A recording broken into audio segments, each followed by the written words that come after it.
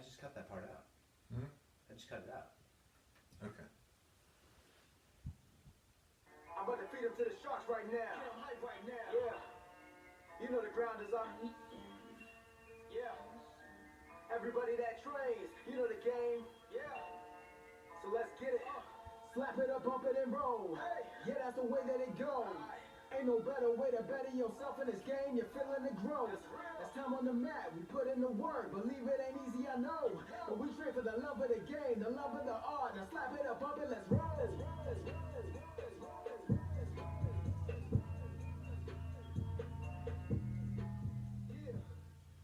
Welcome to episode 14 of the BJJ Campaign Podcast. This is our New Year's edition. Phil? That's right. My name is Jeff Boone. I'm an A3, blue belt, one stripe. This is Phil Kors, A2, white belt, 4 stripes. And for those watching on YouTube, you'll see that Jeff is wearing his new Christmas gi that he got. Yeah, Very exciting. that's right. Red and white. Just like Santa. A joke, ladies and gentlemen. I'm not in my gi, although I would if I had a sweet gi like that. And insanity? That's not a bad idea. Yep. So, Phil, on today's episode, we're going to talk about kind of where we've come from 2018, from the beginning of 2018 till now, Yeah. and maybe some of our goals for 2019. Yeah. So why don't you kick it off? Man, I was thinking about it the other day. Like, you know how the year's coming to a close and stuff. I've never been a big, like, New Year's resolution guy. Me either. But got to thinking about, like, how far, like, I have come, you know, in the past year with Jiu Jitsu. I started October of 17, so the beginning of 2018 was obviously still very new to me, only having been going to class at that time twice a week for 2 months or so. But yeah, just like think about how I go now and how often I go and what I know now versus then. It's just amazing because like you think about, you know, your progression, like even when we were talking with Ryan about plateaus and all that stuff and getting frustrated because you can't solve something for a week or two, but then to think on it, because I plan on doing this long term, you know, and you think back to a 1 year time frame, which in the grand scheme of things for me hopefully won't be very long. Yeah. 1 year ago I had never even rolled, you know. That's Maybe with amazing. John in like a private, but never stayed for a sparring class, never rolled with anybody else. But I don't think I had rolled with John at that time yet. But I can't be 100% sure, but yeah, never stayed for a class for it. That blows me away until I shamed you into, until I roll shamed you into staying. Yeah, should have done that sooner. Well, I tried every time. But You was not receptive to my pleads. very true, very true. Ignore a lot of the stuff you say. Yeah, of course. That's evident. You probably should. So Phil, where were you? So where were you as far as your belt? What? How many stripes did you have? I don't even know. I don't think I would have had. I don't know when I got the first one, but I don't. Shame on you. See, if you would have been taking that down in my BJJ notes, you would know, just like I know, that on January 24th, 2018, I got my 3rd stripe on my white belt. So I feel like it's not much of a surprise that I'm not like an observe around me very well person. I didn't notice people had stripes. You know, I saw the different colors; those stood out, but stripes I had no idea. Didn't even notice them. But yeah, no, I don't believe it. As of January, I don't think I had a stripe. I don't. So it makes sense, maybe. I mean, if you think about it, that's 2 months. So you think 8 weeks, probably less than that because it's holiday time. Yeah. You know, and they're closed, and Thanksgiving, or I guess, so 12 weeks, but they're closed for, that's maybe 20 classes, you know. Yeah, and you weren't coming in as frequently then either. No, I was twice a week, just one fundamentals class, 1 hour, twice a week. So, Yeah. you know, that's maybe 20 classes if I made it to everything. And then you did privates then too, right? Did you start doing? True, yeah. No, I did those pretty much right away, yeah. Yeah. So, maybe close to 30 total classes. Yeah. Yeah, that's So I mean, like, what I was talking to you about, my questions for you, like, where were you? It was non-existent. Like, I didn't even understand sitting up posture in the guard, let alone the mind-blowing engaging the hips thing I learned recently. just a couple weeks ago. So I didn't even understand, like, the guard, the mount. Like, I didn't know the position. I didn't know anything. You know, it just was something totally new at that You point. didn't know that the guard meant that your opponent's legs were between you and him. Yes. You did know it? No, I didn't know that. I didn't Yeah. understand at that point at all. No. That's amazing. That's an amazing year. Now 4 stripes on the white belt, Mhm. getting really close to blue whenever that happens. I'm sure it will at some point soon. Yeah, but so for me, you know, I did my first competition last year, and a couple weeks after the competition, I got my blue belt, and it seemed like so many concepts were unfamiliar to me. You know, it seems like in the last 8 to 9 months, I've been really focused on the fundamentals and working all of those techniques into actually rolling, quite unsuccessfully a lot of times.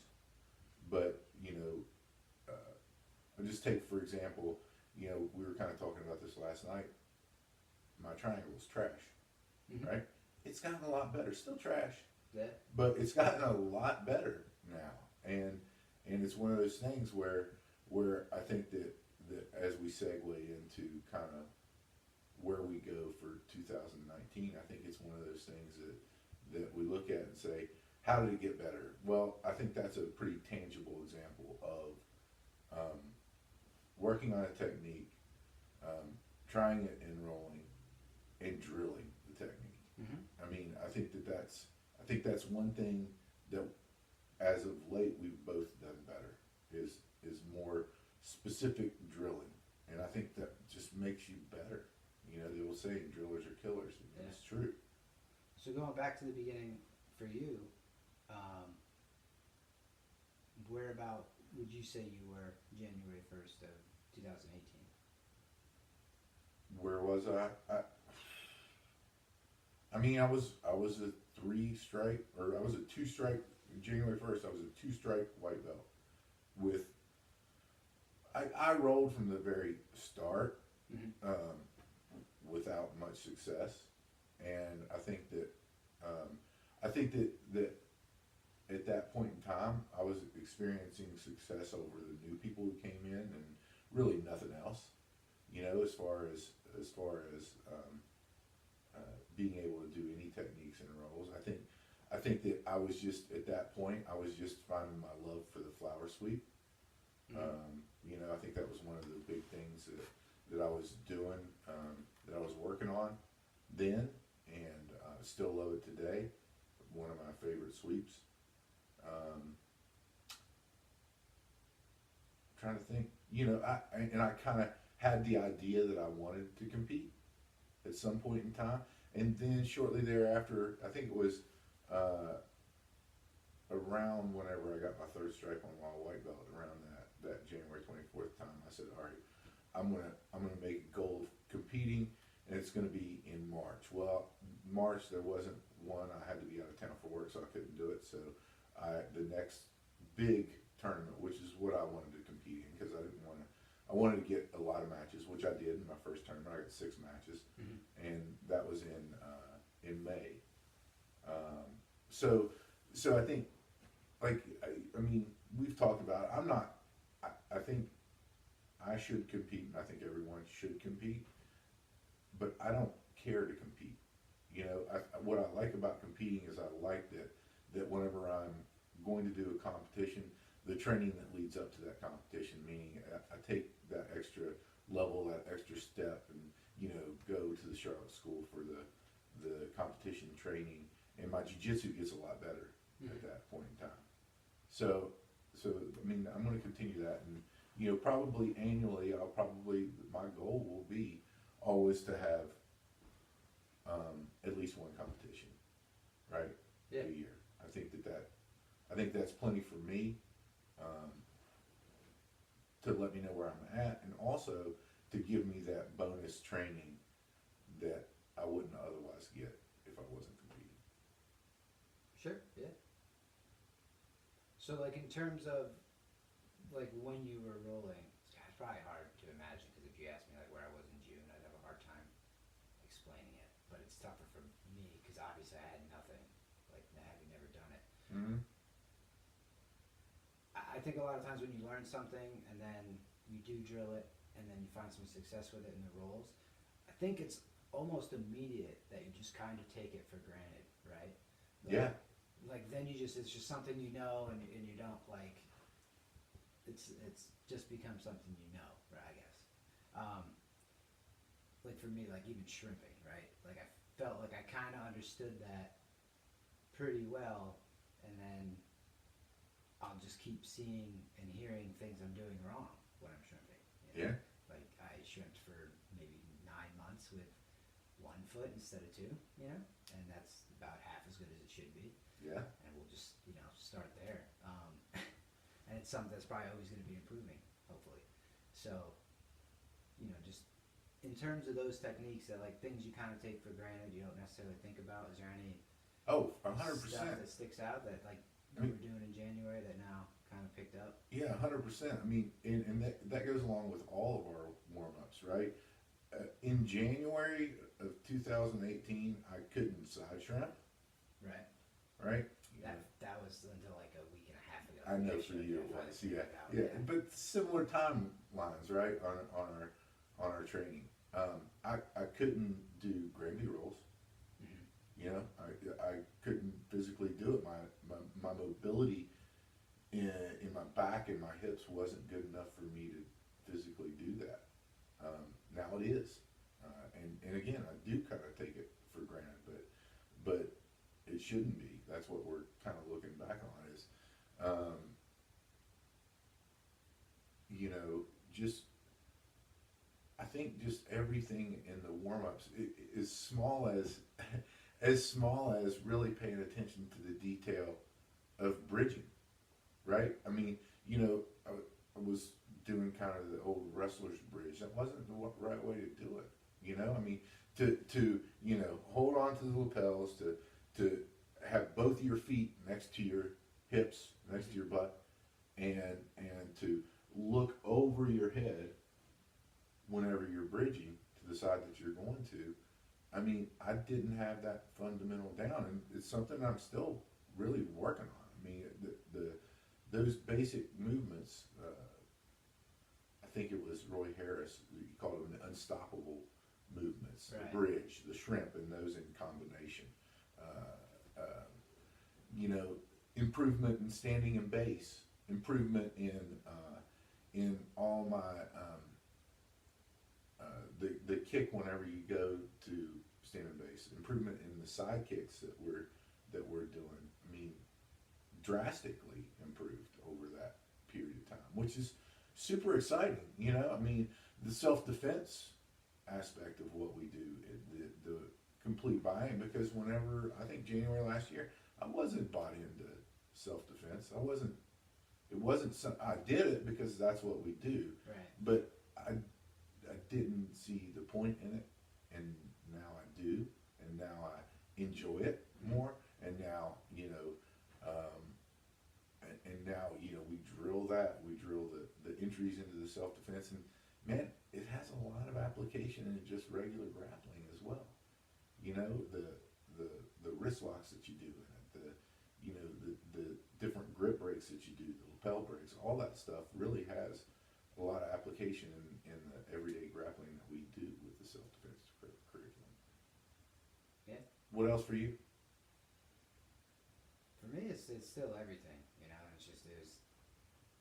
It's not something I do a lot. Like think about where I was, a couple months ago, I guess. Yeah. Every once in a while, I'll flip back through the notes, look through notes, and see. I know I've gone over something before. What did I write down? I want to add something to it when something sticks out. Um, I didn't even start taking notes until March this year. Wow. So that's when I started. You know, I know you pretty much were the one who suggested it, and I was like, yeah, it's probably a good idea. Um, and at that time, I'd gone out and bought a physical notebook and started just writing down what I could. I talked about it before, but I mean, I was flipping back through it the other day when I was coming up with, like, thinking about all this stuff. There's notes in there I had no idea. No recollection of No what the clue movie is, what that or is. I'm reading it back and I'm like, none of that makes any sense. So I know, I'm sure at the time I wrote it, it made perfect sense, but my note taking's improved a lot. Yeah. With more understanding, obviously. Yeah. Kind of, I don't even know what position we were starting in these notes. They Yeah. were terrible. Yeah. It's a full page of nonsense. So. Yeah. But I guess that's the progression everybody's got to go through, right? But it's just funny. Just funny again to see the difference a year can make. Yeah. And I think too, I think back on it, and I think of a couple of things, and this is maybe a cause and effect, and one is that I've improved how I learn jiu-jitsu. Like I understand, and it's probably because I've seen the techniques 10 or 12 times already, maybe more, 20 times, who knows, on what it is, but I feel like that I understand, and maybe it's a new position or something. There's not many new positions right now, right? We've been exposed to most positions, but maybe it's a new technique or something we're going over in advanced class, but I feel myself learning that better, if that makes sense, and kind of not just going back. Now there'll still be some times where, you know, John shows the technique 3 times and I go back and I'm like, I have no idea what that just was. Yeah, what position yeah. are we starting in? You know, I mean, it still happens on occasion, Right. but much less than it did then. It was almost every time Yeah. then, and now it's almost never. And I think that, just thinking back on it now, I think that really started whenever I started helping with the kids class, right? Because I was seeing it more and more, because, you know, quite generally what John's going over is in the kids classes is to not the level of detail that we do it in the adults class, but very similar. He's going over the techniques that we're doing in the adult class for that day or that week or something like that. Yeah. And I think that was really helpful in the overall picking up and learning techniques. I've told John that the way he explains it to the kids is perfect for how I need to understand it. We should probably go to the kids class. It's take it, not help. it breaks it. It just simplifies everything to, like, the bare bones necessity. Like, these are just the things you need to know, and then essentially play with it. Because, like I've told you before, I can watch a technique or I can go to do it, or I see it demonstrated. Until I go to do it, resistance or not, I usually don't know what questions I have until I run into the first problem, you know, and then, or I run into something that's maybe not a problem, but I'm like, it could go either way. This hand, that hand, I'm not sure which one I'm supposed to grab. Something like that. Yeah. You know, that's usually when I run into my questions that you know, and that's just something I've noticed recently, that kind of how that works, where I think I understand something and it's like, yeah, no, I don't have any questions. Well, it's because I haven't messed it up yet, you know. Yeah. I'm gonna mess it up, and then I'm gonna have the question to try to get over the hurdle, you know. Yeah, agreed. And I think too, with the kids class, whenever he doesn't go into every single detail of the technique, it also sparks a memory of, oh, you've got to do this in the technique as well. He's not going over that because it's maybe just a little too much detail. Yeah. And I think that also kind of helps you learn a little better whenever you're putting those kind of pieces of the puzzle together in your own mind.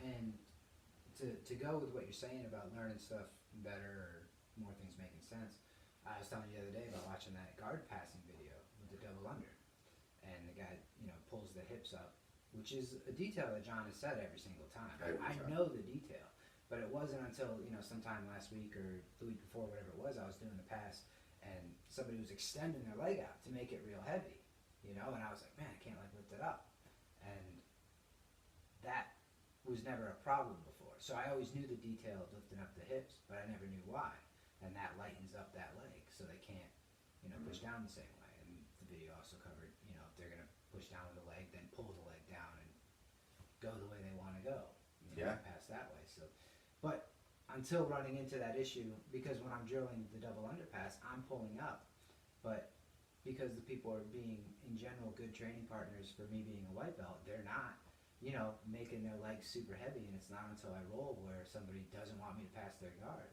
that I run into that. And then that detail explanation, and John's probably said it, I just haven't heard it, you know, but it's Oh, like 100%, yeah. kind of that saying of being ready for the technique, where there's nothing I can do about it, and there's nothing you or John or anybody else is going to tell me until I'm actually ready to hear it, where it's going to make sense, you know. And then that timing, Especially with you, Phil. It's bad. Yeah. It's bad, but you know, it is what it is. But everything lines up to where all of a sudden it clicks, it makes sense, and now that detail is burned into your brain because all of a sudden it's super important, you know. Yeah. Yeah, no, absolutely. And just whenever you're talking about that, talking about passing, you know, last year at the beginning of the year, I had no idea what a back step was, much less employing it in what I'm doing for passing, which I do now regularly. You know, which it seems crazy, right? I mean, it seems crazy that those types of concepts that just a year ago I didn't know or understand them. My ears were normal a year ago. Good point. Folks, if you can't see, maybe go to the YouTube channel. They're not great. Phil has a wicked case of cauliflower ear in both ears. Wicked case. His that took ears, about 6 weeks to happen. yeah, his ears are very delicate. Super delicate. Yeah. What are you gonna do? Yeah. You put your little earplugs in. That You dude. know, so that they don't close up. It's true. Plus, you look like a badass too. You know. False advertising. Exactly. Yeah. Big time.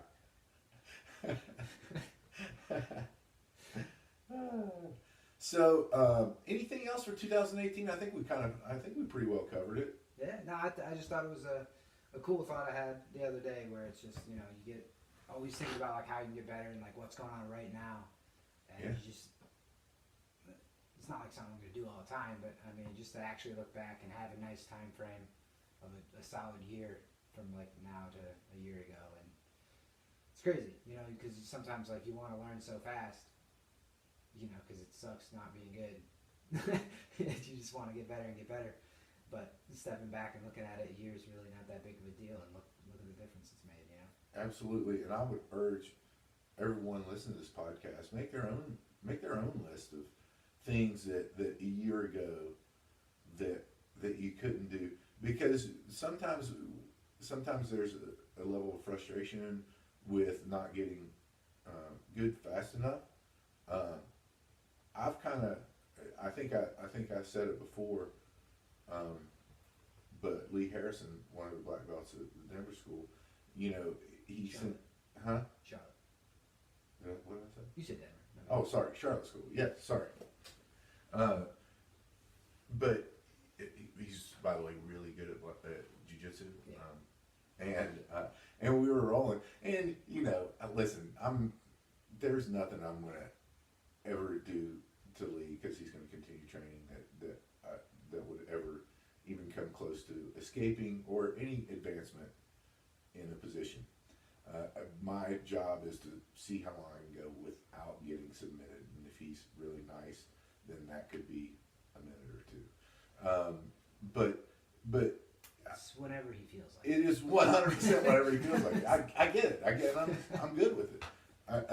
But it goes back to that story of, you know, he sensed a level of frustration, which I did have, which I had no right to have. Right. And he said something to me that day, and he said, Jeff, when you're on the mat for 9 years, you're going to know all these movements too.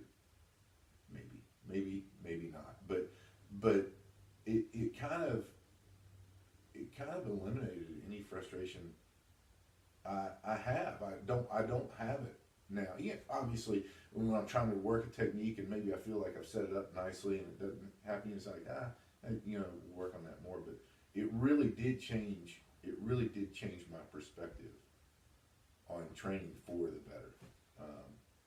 Yeah, and that's what I mean. Like, frustration, I think, is a word everybody can kind of relate to. Not necessarily the case. Like, every time I roll, I'm having fun. Yeah, sure, exactly. Obviously, I want to get better. That's why I'm doing it. Yeah. But you want to get better faster, Mm-hmm. and that's that thing that drives a lot of people. It drives me, to want to go in and get better and train. But it's just sometimes step back, because like you can look a year ago and then you can kind of look a year in the future. Like looking long term, like you want to be a black belt in 10 years from now. That's really far away. That's hard to see. What I can actually see is like 1 year ago, I didn't know to sit up in the guard and didn't know how to shrink or bridge or any of it. Yeah. It's easy to see how far you've come in 1 year, and it's kind of realistic to have expectations for yourself to kind of keep improving another year in the future. Yeah. So what's that look like? What are some of your goals, and tangibly, what are some things that you would like to in 2019 accomplish? Maybe with techniques, maybe with competition, with anything to do with jiu-jitsu.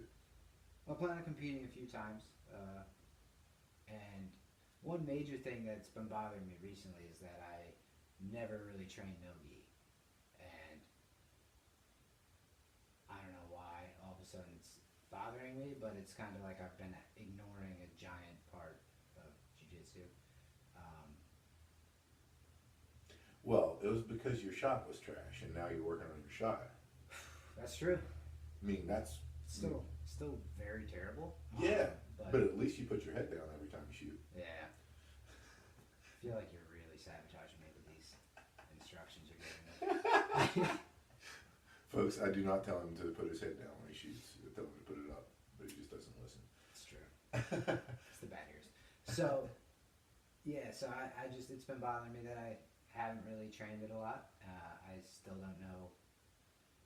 It's like I was saying 6 months ago, I don't really like no-gi. I don't really want to compete in no-gi because I don't train in it, because I don't know where to make grips. And here I am 6 months later, and I'm still having the same kind of terrible excuse. So that's been something I've been thinking about lately, and I'm going to work on that and train without the gi a little bit.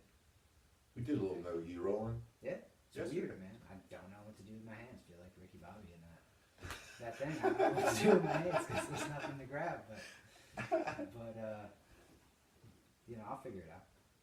Yeah, no. So that's one of the things for me. For No, sure. absolutely. And it was never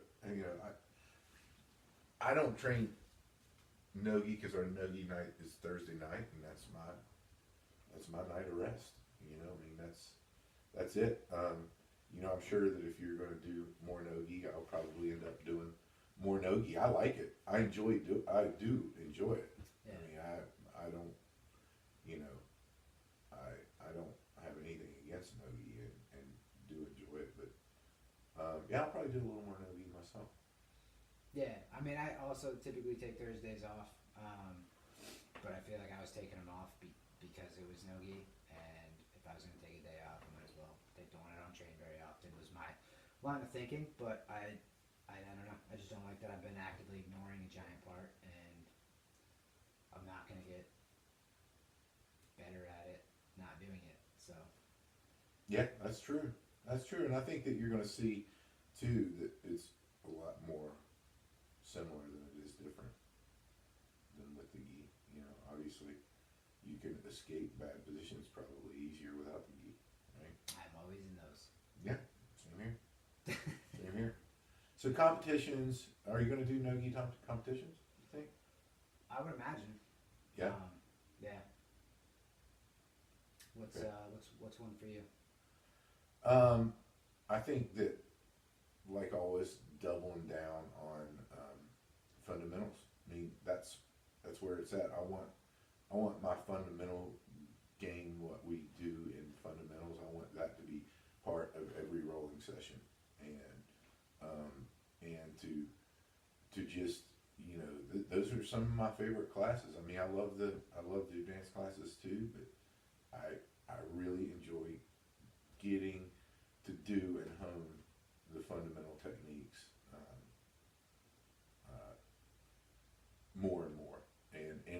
my fundamentals are getting better. So really doubling down on fundamentals. You know, to try to get in, now we've got on Mondays and Wednesdays 3 kids classes. Really, continuing to make that effort to get in whenever I'm in town, whenever I can, to help with the kids, because I have seen the benefit of that. And any of you out there, if you have an opportunity to help coach with your kids program, first off, you're giving back to the academy that gives so much to you. You know, so that's first off. Second, man, it really improves your jiu-jitsu. You know, tangibly, just seeing and being able to learn quicker, it makes a big difference whenever you're helping with the kids. And plus, it's just fun. I mean, it's fun to see the kids develop and kind of come out of their shell whenever they're doing jiu-jitsu. I mean, you know, they just, you know, some of the kids competing and all that stuff. It really is very fulfilling, and it is something that we give, but they give back just as much to us on that. How about you? What else? I'm gonna work more on drilling more, but trying to drill better. One thing we've been talking about is trying to figure out kind of drilling a whole scenario, right? Yeah. Like starting a takedown, a guard pass, to a submission of some sort. Yeah. And this was something that we kind of had as a class for a short period of time. And I always liked it because those transitions were always where I was just dead lost. Yeah. And then Garrett came in one day, one of the people from the Charlotte School was fantastic and Shout out Garrett Hill. loves drilling, and he was doing this with me, and I was just, you know, being the dummy basically. And he's like, "Do you want to do anything?" I'm like, "Nah, I'm just kind of watching, you know, right now to see what he's doing." And then I really liked it, and we were talking about it afterwards, and he said, "That's what, you know, I think he said like Olympic wrestlers kind of do. They drill a Wrestling takedown in the mentality, head, you yeah. know? And like that's what's going to happen, you know, in the role and in the competition or whatever, is you're going to drill the takedown and a pass and submission or whatever. But for me, the main objective is getting a takedown and a pass smooth. You know, typically what I do is I have that hitch and hesitation where I reassess where we are after a takedown or whatever. Even just starting, sometimes I get into one position and I freeze and I look at what's going on, and it's just not natural. And I want to try to drill and figure those situations and patterns and just start building on that. Yeah, no, I think so too, and I think that just seeing the practical benefit of what we're doing, you know, again, same example I used earlier, which was with the triangles, to drill that and start doing it, and now lo and behold, you know, it's better.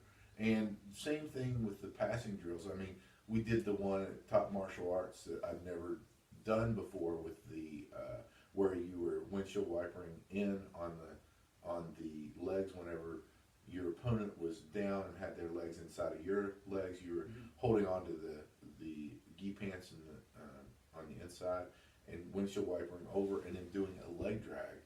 And leg drag is a really important passing fundamental to learn, and it was, you know, in a space of just doing it, I think probably for a total of not even 30 minutes in that drill, obviously at different times, you know, we do 2 minutes, and do that. It's gotten a lot better, and I've seen it in the passes. I've used that leg drag since then in passing at least a dozen times, and I've never used it before. And think about, and to kind of just expand on why I want to do the drilling, everything you're good at, you know, is just what you've done the most practice with. And Yeah. you know, you did the Kimura in a couple classes, and then you started, you know, working on that and going for it, and then drilling it more, or just doing it in rolls. Yeah. You know, it's All the time. I'm always looking for it. without the practice, it's never going to improve. Yeah. Anything I've had a little bit of success with, whether it's playing in people's collars all the time or just that loop choke entry, like I'm can remember drilling it, and then that's the only way it sticks, you know. Yeah. And it's kind of like I do my best, and I want to get better at doing it during class times. You know, I'm always trying to improve that and use that time best I can. But to take on a little bit more myself and open mats and stuff, like even yesterday working with Ivan, who was showing me, I said, you know, that half guard sweep he was doing, I was like, you're giving me a lot of trouble with that. I like that. Was it deep half guard sweep, the Gordo? He was, yeah, kind of shoots underneath, grabs the foot, and then wraps the leg. Yeah. So I was like, that's cool. He's like, well, yeah, I've been working on that. Do you want to drill it? So we took a round and he showed me what he was doing, and we drilled it back and forth. Like that's kind of something I want to take upon myself, to use times like that to drill something, because there's a lot of times in rolling and open mats where I'm like, what did you do? And somebody shows me, and I'm like, all right, cool. You know, it's not intentional, but I'm not going to remember it if I don't drill it or do it. Yeah. You know? So I'm trying to, you know, take that and improve on it. Yeah. No, very good. Another one for me is just going back to the Origin Immersion Jiu Jitsu camp. Yeah. Whenever that thing pops up that it's available, I'm reserving it. I think that was, you know, a unique experience, and B, it was just exposure to people and that have been doing this for so long, and they taught us so much, not just technique, but just so much outside of technique as well, just having the conversations with everyone. And also to see the same folks that we did last year, Jack and all those guys again. I think that's going to be a lot of fun, and I really want to do that, as well as continue to you know, wherever my work travels take me, to continue to train at different places and just get that exposure, because that exposure it's so much fun to meet those people that are like-minded, that are doing the same thing that you're doing, because jiu-jitsu is hard, and it's hard, but it's also fun, and just to see other people out there doing it and be exposed to other teachers, I think it's really important in my campaign personally. Agreed. Yeah, I had a really good time. You know, 99% of the people I've met that do this, I really like. Yeah. I obviously, and I haven't met, I guess, that many. Only doing it for 1 year, but so far so good. And I'm definitely looking forward to going back, seeing some of those people again, and learning a lot. I feel like I learned a lot in a week. And because there's videos and stuff, and I went back, and I feel like I got more out of it because I went through and uploaded all the videos, so I got to watch them again, you know, and refresh that stuff. Because it's a lot, you know. It's a lot. But there was a lot of things that I've, you know, seen, and I still see stuff like today where, you know, John shows a technique and it clicks in my head. I'm like, I've seen that, you know, and it's cool. I'm very glad I went. Yeah, and for those of you out there listening, we have all those videos posted of most of the training sessions with my expert camera work. Not really, because I get excited, you know, whenever something was going on. I'd like pay attention to the move, and the camera was all going off, and so it wasn't the best camera work, but it does. But it was. Those are all posted on the BJJ Campaign Podcast YouTube channel, as well as some of the episodes. Hopefully this episode will be up and on there as well. So go to the YouTube channel and check it out if you want to. It's a great resource for you. For sure. Another one for me be trying to get a little better with the kids' classes. I don't talk a whole lot, you know, especially outside of like trying to help with the technique portion for what I can. No, that's new to me, bro. So yeah, and Charlie's come up to me before and been like, you know, you can talk more, and it's it's always that same thing. But just trying to get a little bit better at that personally, and it gets easier as you get to know some of the kids a little bit more. It never really works with kids. so I feel like I can relate. Yeah, for sure. But yeah. So I saw something that you had down as well, and that was I'm I'm very proud of the fact that I got Derek into jiu-jitsu last year. It was that to me is he's one of my good friends, and none of my friends, they're like, why do you do this so much? What are you doing? I'm like, because it's awesome and it's making me more awesome. And what's so crazy when I talk to them and I'm like, man, like we like the same other stuff, like just trust me on this, try it. Do it. They just don't listen. No, but yeah. Maybe they're idiots. I mean, if they're friends with us, they've probably not got everything together. That's very true. You know, I mean, it's very true. but I'm very proud of it. And man, is he getting better? 3 stripes on his white belt now. Yeah. So that was his accomplishment in all of 2018. Because I think he started. Gosh, when did he start? Very recently. Yeah, like because I think I remember February? he was here with a fight, right? Yeah, he was the one who was here for one of the fights. Yeah, like February or March, Yeah, I remember something that. like that. Mm-hmm. And he's doing great. He comes to our Sunday rolls. I love, it's great because he usually comes every Sunday. So I can just see his improvement. All the time, and it's awesome. It's I'm very, very proud that he got into it and is sticking with it and loves it like we do. And I want to continue that. I would love to at least each year get at least one person. I mean, Yeah, like I'm a pretty decent salesman, Yeah. You would think I would be able to get more people into it, but it's just not worked out that way. Right. Well, like, and you always hear about that CrossFit guy, and you don't want to be that guy. Yeah. Who's like this, For sure. But just try it, But yeah, I had that down. I got one of my buddies that's now is in New Jersey. Mike, I was trying to get him to listen, and he said he's going to start. He said in February. Why in February?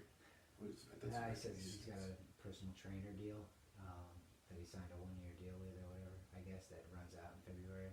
Listen, I've been through it. I said you're more than able to do both, but look, if he starts, he's got a similar. He's going to be 100% addicted. Does he listen to the podcast? Get him to listen to the podcast. Sometimes he has. Send it to him. I'll let him know he's got a shout out. But yeah. So I'm curious. Hopefully he tries it because he'd be good at it. He's got the same personality. He'd pick it up real fast. Yeah. No, I think that's a great goal for both of us, just to have. I mean, we just need training partners, and to be good to the training partners that you have, and to really